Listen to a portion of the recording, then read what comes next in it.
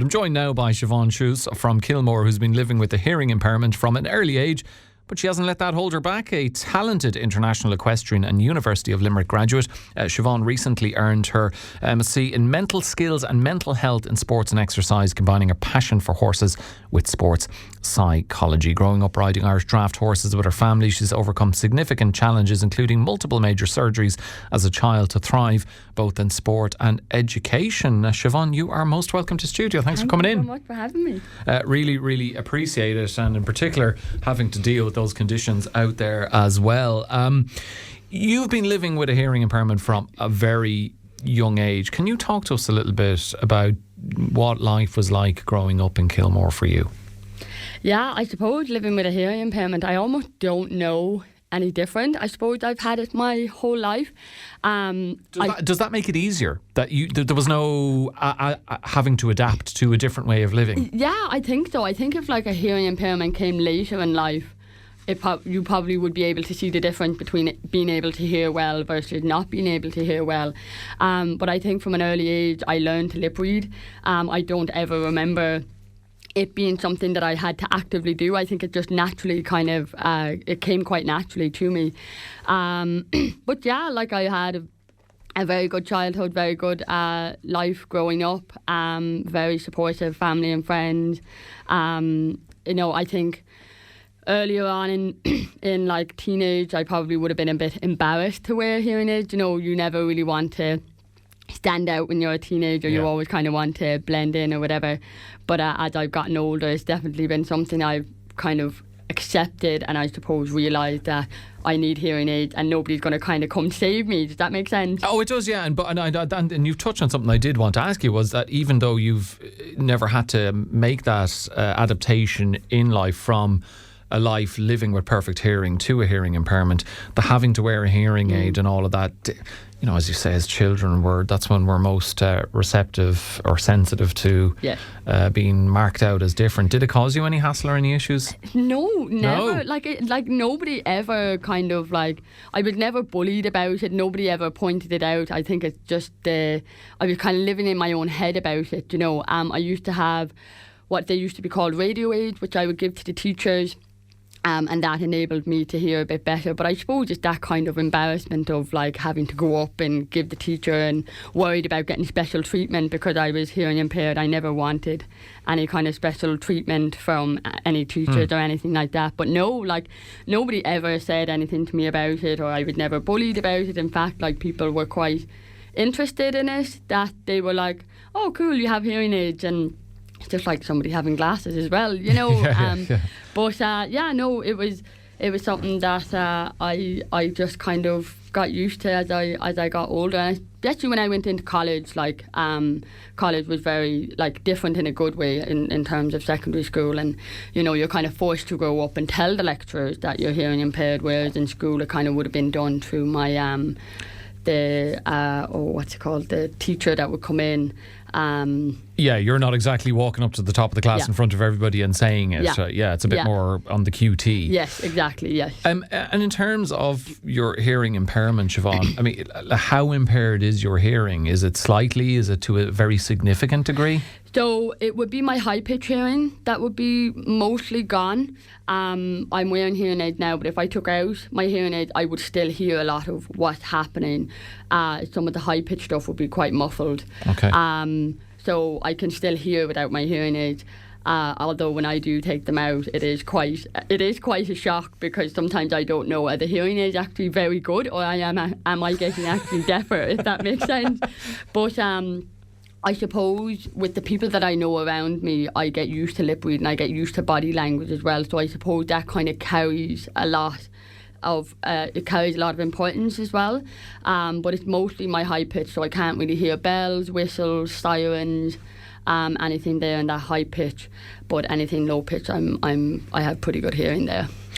And the learning, like you're watching my mouth now, so you're reading my lips. Is that something that you had to learn? Was that difficult to learn, or because you've had a hearing impairment your whole life, is it something that just happened quite quickly and quite naturally? I think it happened quite quickly quite naturally. I never really realised I was focusing on it until I suppose I started meeting people when I was older, and I was more conscious of like, looking at the lips, and it's funny, like people's teeth as well have a big impact, and how people speak have a God, big... I'm glad I brushed mine this morning, so... I brush them every morning, by the way. I'll just point that out in case anyone says, was this a rarity? It had a big impact on how, and like muffled sounds and stuff had a big impact, but I never realised I was being conscious of it until I was meeting new people, that I kind of was like, oh no, I need you to look at me when you're talking to me, kind of thing.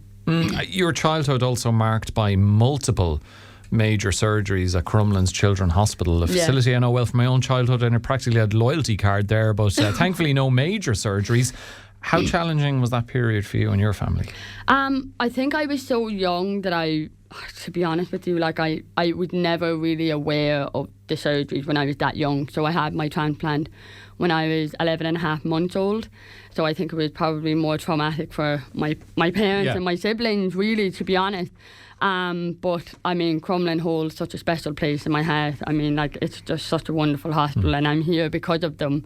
And like, I could still tell you where all the different wards are and where I went, and all the doctors were just so lovely. And to be honest with you, I'm so grateful to them that I'm here, It sounds like you could almost walk around the place with your eyes closed. Oh, I absolutely could. Like, if somebody plonked me there in the middle of Crumlin now, I'd be able to tell you where everything is. So the horses have been a huge feature of your life. You grew up surrounded, as I mentioned earlier, by Irish Draught horses that were bred by your parents. How important was that environment in shaping who you are today? Yeah, massive. Like, again, it was kind of something that, my parents had horses. It was inevitable that it was going to be like a huge part of my life. I suppose, like being a transplant patient, it might have been very easy for me to be kind of wrapped in bubble wrapped and kind of not allowed to live my life. My parents never did that, but I can imagine from the outside, people might want to not let me, I suppose, go into the world of horses. Yeah. But it was just a natural thing. They were there. My brother and my sister rode. I rode horses, and my brother is still involved in horses, and I'm still involved in them. And so they're just like, again, I don't know a life without horses. You know what I mean? And I wouldn't change it for the world. They're just a huge part of my life. It is something I've never done. I don't think I've ever been on a horse, but I can imagine, particularly as a child, there must have been such great freedom in it. Oh my God, like such freedom, as in it's actually an indescribable level of happiness and kind of this carefree, no checking the clock. Like, it's just amazing. Like, anybody with a childhood in horses, it's some of the best times of your life. And I grew up then having great friends in it as well, that we share a similar childhood, which is lovely. And yeah, very, very fond memories. And not to say that all of my fondest memories are from childhood. I have very fond memories in adulthood and horses as well, still currently. But yeah, I'm very grateful for my parents getting us into horses, because I don't know life any differently. Yeah, and a big feature of your life, you loved it, and you're also quite good at it, I think would be an understatement. An international event rider. But as an international event rider, Siobhan, communication and focus are critical. So has or did your hearing impairment ever present any challenges in competitions? Did you ever have to adapt in that particular sphere? Or, like we were saying earlier on, because this has been all your life rather than it having happened later in life, was any adaptation necessary? To be honest, I think it's funny, when I spoke previously about, kind of feeling a bit embarrassed about going up to the teachers in school, I never had that problem going up to coaches and telling them that I was hearing impaired. I think that I was so active in wanting to learn, and I suppose any coach that I got coached by, it was a huge privilege, and I wanted to get everything out of the session. Yeah.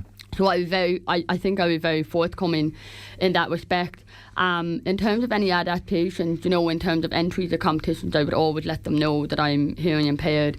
Before you do a dressage test, the judge would ring a bell, and obviously a bell is a high pitch noise. So I would always tell the judges previous, can you wave your hand instead? Yeah, hand gesture.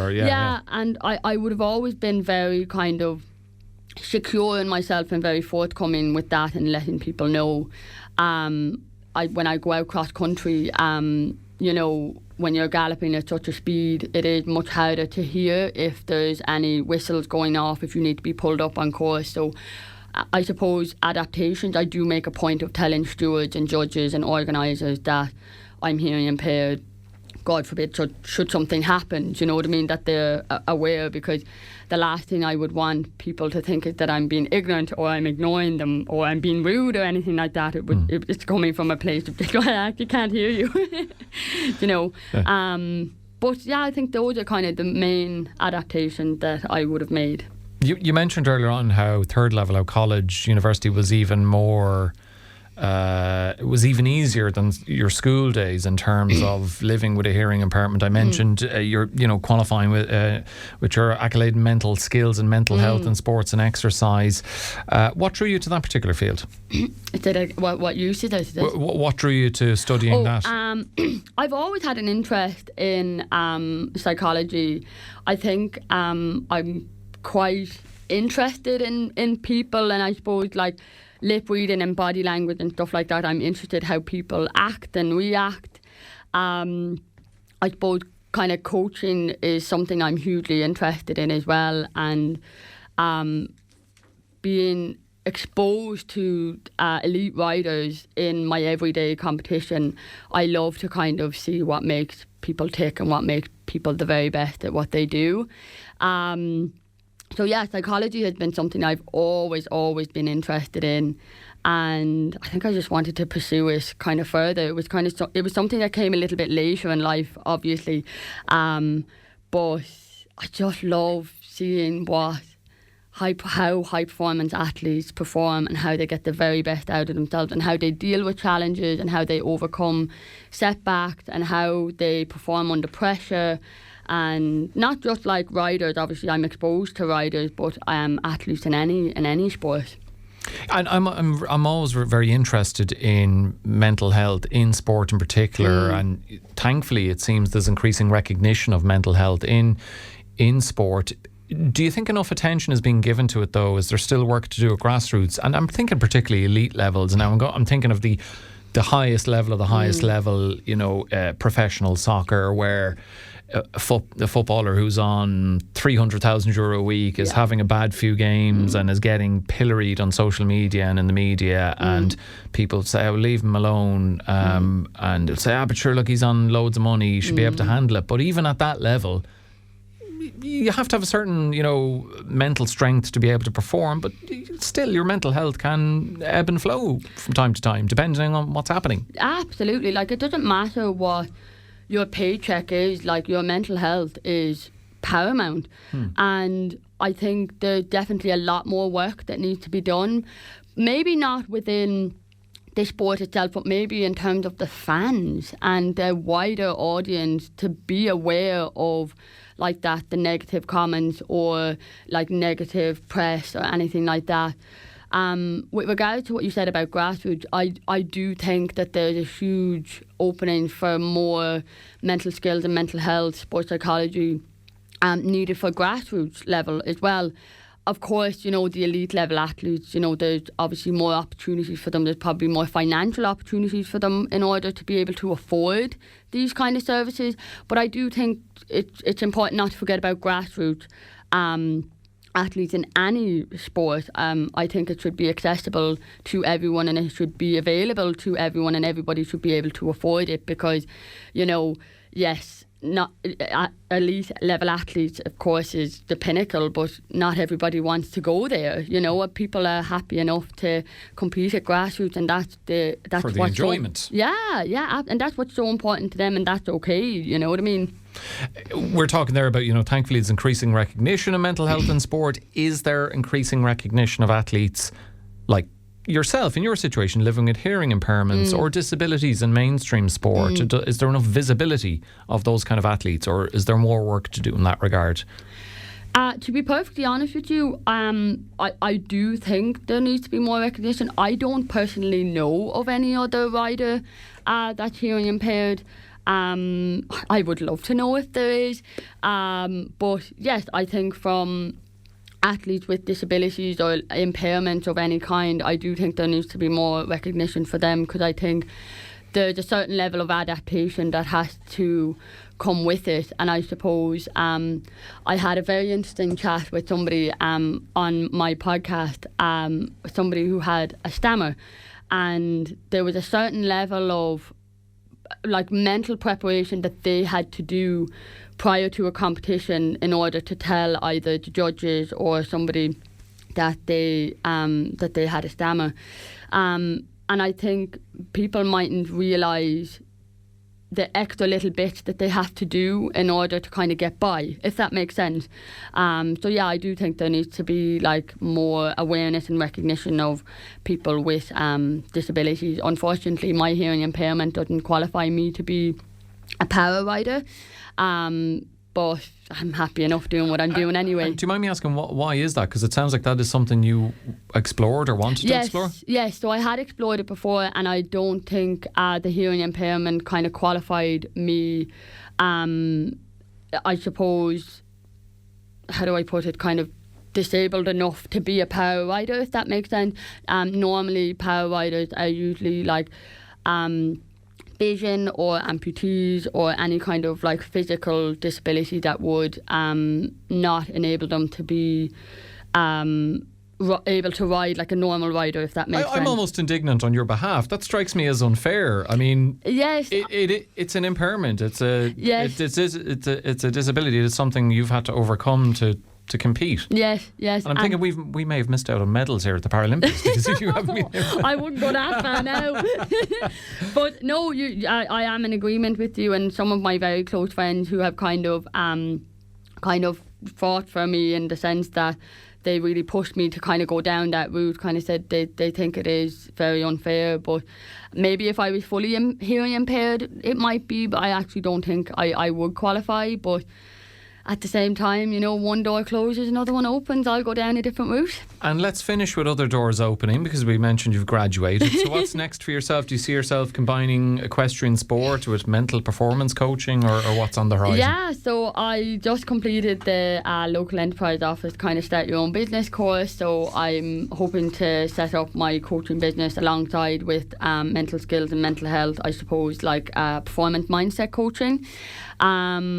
I obviously have my main interest in doing it in the equestrian world, but I would happily branch out into other sports. It's something I'm hugely passionate about, and yeah, that's kind of the plan. Just go forward. I love going back to college. I love education. I think it's really important to keep upskilling yourself, and I suppose keep networking as well. I think that's really, really important. So yeah, hopefully set up the business and yeah, see what comes from that. Watch this space, folks, but I suspect the sky's the limit. Siobhán Schous, thank you so much for sharing your story with us, and thanks for joining me on the show this morning.